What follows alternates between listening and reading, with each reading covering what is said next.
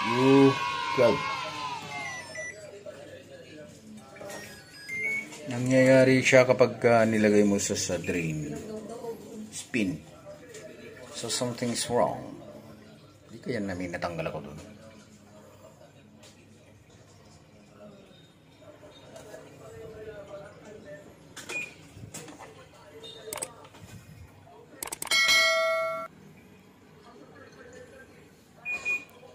You see? Error.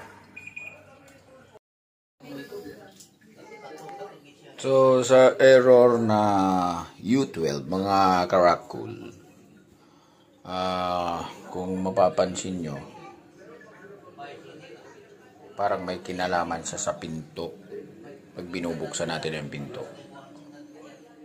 So, ang mga ganitong washing kasi, top load to.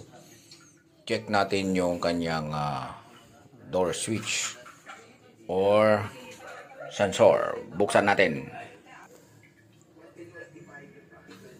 So ito siya. Makikita nyo dito sa ilalim yan, oh.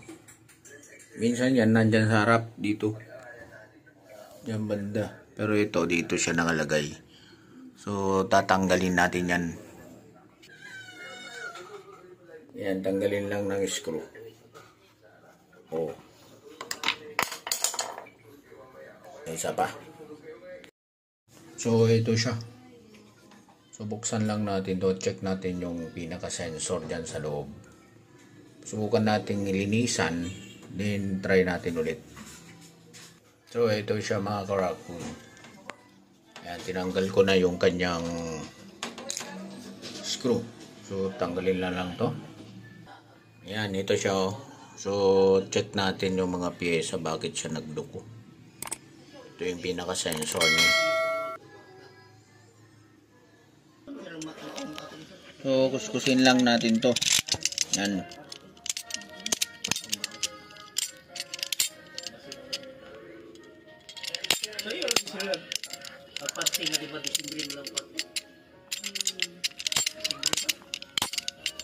Oh, yan.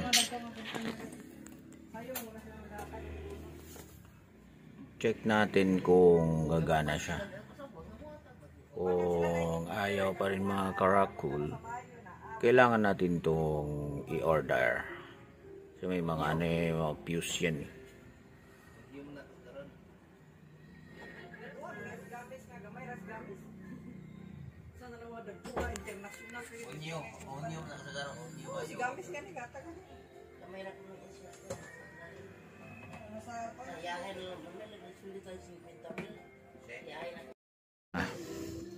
Ibalik ulit natin to.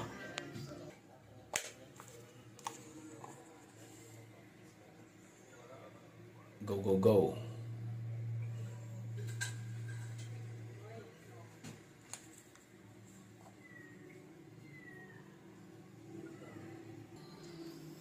Yan, testing muna tayo.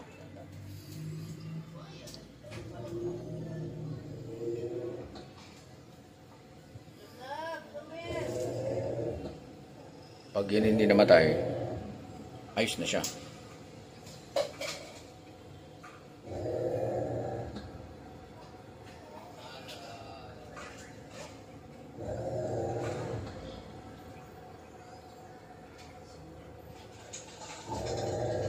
Oh, di ba?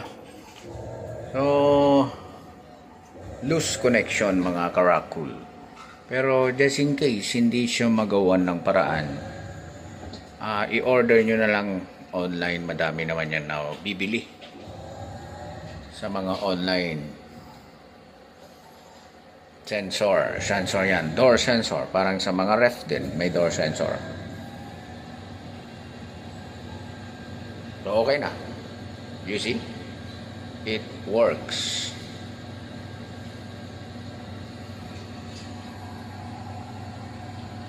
So, yan ang error na U12.